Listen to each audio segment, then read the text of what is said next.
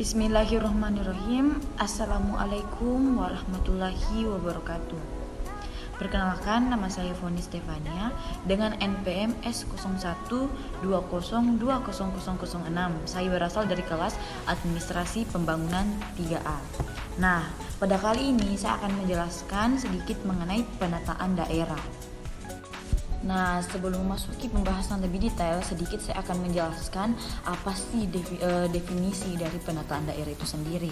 Nah, jadi penataan daerah itu berguna untuk mewujudkan kemandirian masyarakat dan juga tujuan utamanya itu untuk agar seluruh masyarakat itu sejahtera. Nah, dengan melalui tindakan-tindakan itu seperti membentuk, membina, menghapus serta menggabungkan daerah otonom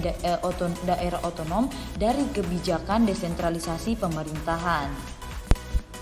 Nah, bagaimana sih pembentukan daerah otonom itu menurut Undang-Undang Nomor 23 Tahun 2014. Jadi, menurut Undang-Undang Nomor 23 Tahun 2014 itu terdapat dalam pasal 32 di mana menentukan bahwa pembentukan daerah itu berupa pemekaran daerah dan penggabungan daerah. Nah, berdasarkan ketentuan pasal itu sendiri, maka kita dapat mengetahui bahwa pembentukan daerah dapat dilakukan dengan pembentukan daerah melalui pemekaran daerah dan juga pembentukan daerah itu melalui penggabungan daerah. Jadi kesimpulannya dalam Undang-Undang Nomor 23 Tahun 2014 itu mereka hanya fokus pada pembentukan daerah itu pada pemekaran daerah dan penggabungan daerah. Jadi adapun tujuan dari penataan daerah itu yang pertama itu penataan daerah bertujuan sebagai efektivitas penyelenggaraan pemerintahan daerah. Kemudian yang kedua itu ada juga tujuan pemerintahan daerah itu untuk meningkatkan kualitas layanan publik. Jadi agar layanan publik di suatu negara kita itu tidak hanya begitu-begitu saja, tentu harus mengalami perubahan dan peningkatan. Kemudian dan juga penataan daerah bertujuan untuk meningkatkan pengelolaan pemerintahan. Kemudian penataan daerah yang ketiga bertujuan untuk mempercepat peningkatan kesejahteraan masyarakat. Kemudian yang keempat itu tujuan penataan daerah itu untuk meningkatkan daya saing baik itu dari nasional maupun daerah itu sendiri. Jadi penataan daerah itu terdiri atas dua jenis, yaitu ada pembentukan daerah dan juga ada penyesuaian daerah. Nah, pembentukan daerah ini meliputi ada pemekaran daerah dan penggabungan daerah. Nah, pemekaran daerah di sini itu ada dua pendekatan yang dilakukan, yaitu adanya yang pertama itu aspirasi masyarakat atau yang kita kenal dengan bottom up. Nah, pembentukan daerah otonom merupakan aspirasi murni masyarakat sesuai dengan kondisi objektif daerah dan menghindari pertimbangan yang bersifat politis. Nah, kemudian yang pendekatan kedua ada kepentingan strategis nasional atau top down. Nah, pada pendekatan ini berbicara mengenai pembentukan daerah otonom baru merupakan kewenangan pemerintah dengan mempertimbangkan kepentingan strategis nasional dalam rangka penguatan Negara Kesatuan Republik Indonesia dan percepatan pemerataan kesejahteraan masyarakat secara nasional. Selanjutnya bagian dari pembentukan daerah itu ada penggabungan daerah. Nah, penggabungan daerah ini kita lakukan berdasarkan adanya kesepakatan daerah yang bersangkutan, kemudian adanya juga hasil evaluasi dari pemerintah pusat. Nah, penggabungan daerah ini kita lakukan berdasarkan kesepakatan daerah yang bersangkutan, baik itu diusulkan oleh gubernur kepada pemerintah pusat, DPR Republik Indonesia atau DPD Republik Indonesia setelah memenuhi persyaratan administratif. Nah, penggabungan daerah provinsi yang dilakukan berdasarkan kesepakatan daerah yang bersangkutan yang telah diusulkan secara bersamaan oleh gubernur. Kemudian penggabungan daerah juga berdasarkan hasil evaluasi pemerintah pusat yang dilakukan dalam hal daerah ataupun beberapa daerah yang tidak mampu menyelenggarakan otonomi daerah. Kemudian jenis yang kedua itu jenis dari penataan daerah yang kedua itu ada penyesuaian daerah. Nah, penyesuaian daerah itu seperti adanya perubahan batas wilayah, adanya juga perubahan nama ibu kota, perubahan nama daerah, kemudian ada juga perubahan pemberian nama serta perubahan pemindahan ibu kota. Daerah itu ada penggabungan daerah. Nah, penggabungan daerah ini kita lakukan berdasarkan adanya kesepakatan daerah yang bersangkutan, kemudian adanya juga hasil evaluasi dari pemerintah pusat. Nah, penggabungan daerah ini kita lakukan berdasarkan kesepakatan daerah yang bersangkutan, baik itu diusulkan oleh gubernur kepada pemerintah pusat, DPR Republik Indonesia atau DPD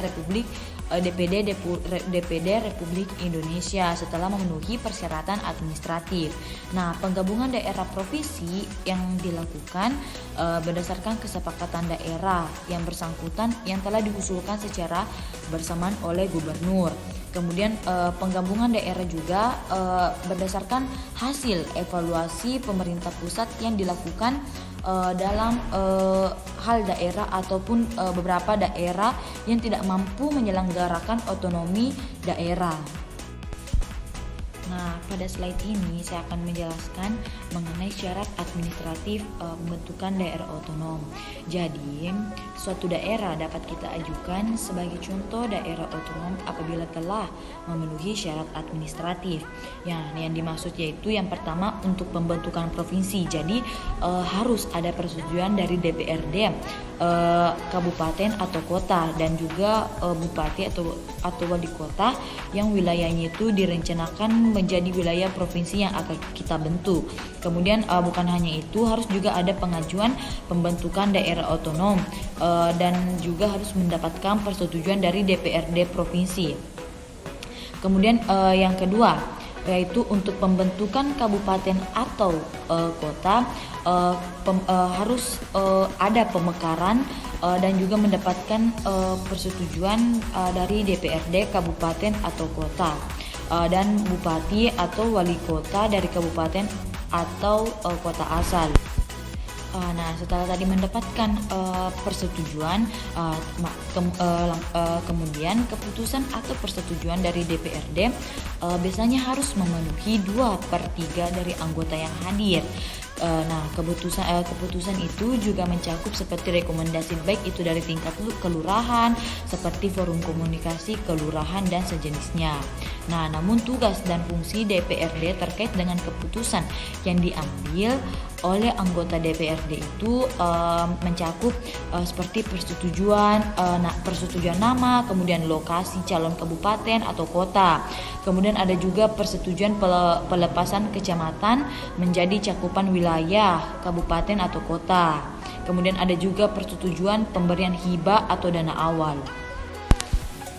Jadi kali ini kita membahas mengenai kepentingan strategis nasional. Nah, jadi strategis nasional itu merupakan berbicara mengenai suatu penyelenggaraan dalam urusan pemerintahan yang kita telah tentukan berdasarkan pertimbangan yang telah matang demi untuk menjaga kesatuan bangsa kita, demi untuk menjaga keutuhan serta kesatuan negara serta menjaga keutuhan negara kesatuan Republik Indonesia.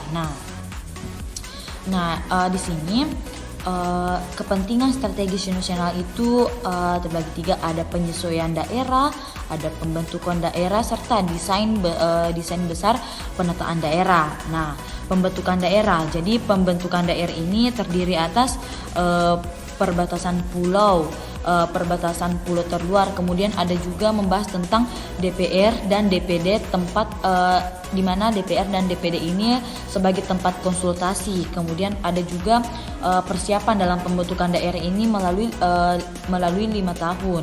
Nah, mengenai penyesuaian daerah itu seperti adanya perubahan batas wilayah daerah, kemudian ada juga perubahan nama daerah, perubahan nama dan perubahan nama bagian rupa bumi. Kemudian ada juga berbicara mengenai pemindahan ibu kota dan juga perubahan nama ibu kota. Nah, kemudian yang mengenai desainnya itu ada pemerintah pusat menyusun Nah, itulah tadi sedikit pembahasan saya mengenai penataan daerah. Sekian dari saya, mohon maaf apabila ada kesalahpahaman atau salah pengucapan, mohon dimaafkan. Sekian dari saya, wassalamualaikum warahmatullahi wabarakatuh.